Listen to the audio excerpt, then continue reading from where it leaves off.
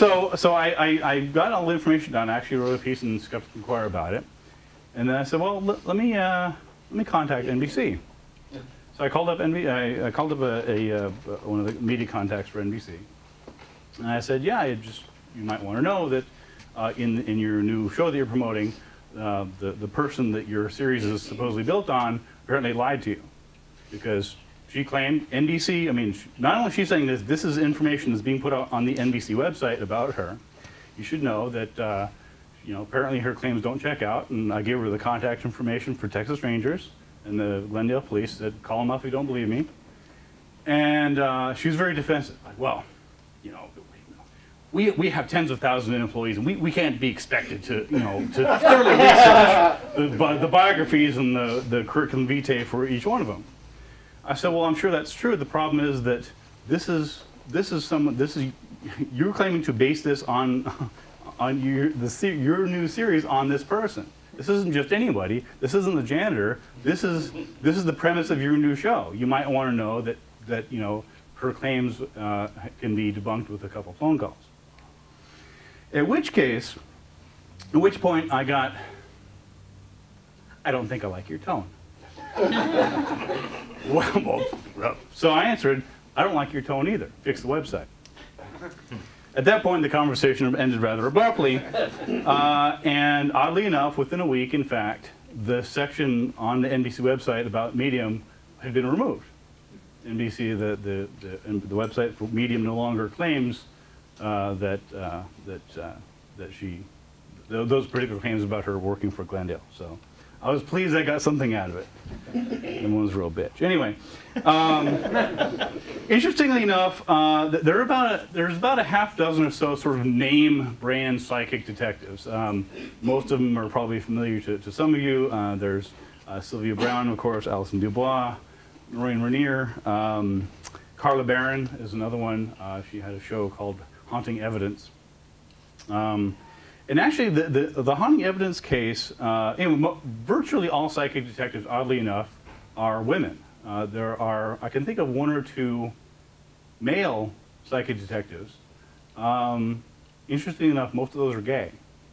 It just happens to be, I don't know why, it happens to be the case. I made that comment at one conference, and people were like, I'm just not saying it's good or bad, nothing wrong with it, I'm just pointing it out. So maybe some, honestly, I think I have an answer for that, and it's because most of the psychic detectives believe they're helping people. It is, they see themselves as nurturing. They believe they're helping families, and so it's a very nurturing profession in their minds. Now, whether they actually help or not is a very different issue, but I can tell you the psychic detectives, the ones who are sincere, and I think many of them are, they're trying to help out. They're sincerely, genuinely trying to help people. And when you point out to them that you're not helping people and your track record is not very good, they get cranky with you. At least with me. I don't know if they would with few people, but they certainly did with me. But in the case of Haunting Evidence, for example, there's another one where there was a TV show. It was on for, I think, 3 or 4 seasons. And it was a perfect example of how you can supposedly test psychic detectives. There was a cast of 3 people. There was Carla Barron, a guy named Oliver something. Anybody see the show? Good for you. I'm glad. Most people have. There were 3 people on there. There was and Patrick Burns. Anyway, there are 3 people, and the premise of the show was that these 3 psychics, led by Carla Barron, who's a LA area psychic, would go and solve cold cases. They would investigate cold cases, and they would, at the end of each show, they would try and say, okay, well, we think we've solved this. Well, after the show was announced, I wrote an article in Skeptical Inquirer Magazine saying, this is a new show that's coming out. It was for, I think, the History Channel, and we'll see. I mean, if these psychics can solve these cases, great. I mean, I'm all for that. I mean, let me just say that outright. If psychics truly can solve cases, that's wonderful. I'm not going to be in the way. Go out there, solve cases, help families out. Go ahead. If there's anybody who can really do it, go ahead. But if you can't do it, admit that and back off. And after 3 seasons of haunting evidence, I went back and reviewed all the seasons to see. I think they'd done, almost 25 or 30 cases over the course of the seasons. And I looked to see how many had they solved. I mean, this has been on for 3 seasons now. Presumably, you know, they're doing well. Well, they had solved 0. That is, none of them. After 3 seasons, and it got renewed. This is the amazing part. I'm thinking, how much worse can you do?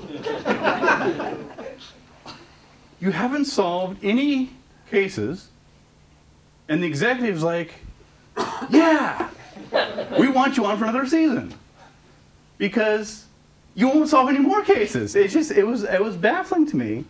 And so I actually talked to Patrick Burns about it. There was the convention called Dragon Con in Atlanta, which is held every year, and I was a guest speaker there, and I actually ended up being on a panel with Patrick Burns, one of the psychics on the show, and Patrick and I had a couple exchanges, and I said, by the way, Patrick, I happen to know that the show you're on, this and that, and do you have any explanation for how it is that your show and your team has solved exactly 0 cases?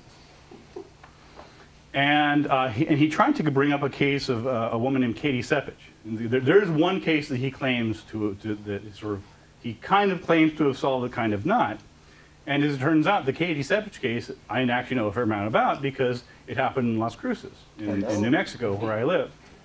And so I've read all about that. And so I looked into it, and in fact, that case was solved. It was a young college co-ed who'd been murdered, and her body was found in a dump outside of NMSU.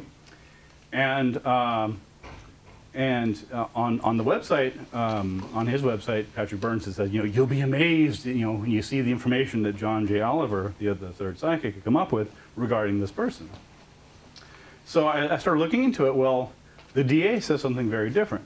The DA says, and I have no reason to doubt her, she's the DA, says that, in fact, the case was solved when a person who was linked to the murder by DNA evidence confessed to it while he was in prison. Now, how you can transform that into saying that it was solved by a psychic is beyond me. And when I asked him about that, he sort of mumbled a sort of mild excuse and wandered on his way. So, you know, this is the sort of thing that is unfortunately out there on TV. And the most fascinating thing about this, about the haunting evidence case, is I went to the website for the show, and there was a poll that said, are you impressed with the work being done by the team? And 70% of the people clicked yes. They're giving amazing information. Now again, they didn't solve a single case. This is verifiable. This is not open to debate. Either they have found the killer or they have not found the killer. In these cases, they have not found the killer, except when the killer confessed. There's no wiggle room here. Either the case is solved or it's not. And yet, over half the people are thinking, oh yeah, I'm impressed by this. Again, you have to sort of, sometimes I'm just baffled by this, like, okay. Well, and again, part of the problem here is that what is the criterion for success? And the criterion for success among the people who voted yes, and many people who believe in the psychic detectives, is, did the psychic give information to police? That's the criterion. And by that criterion, yeah, psychics give a lot of information to police. That's not the issue. The issue is it correct? Is it accurate? Is it valid? Did it lead to the killer? In those cases, the answer is no.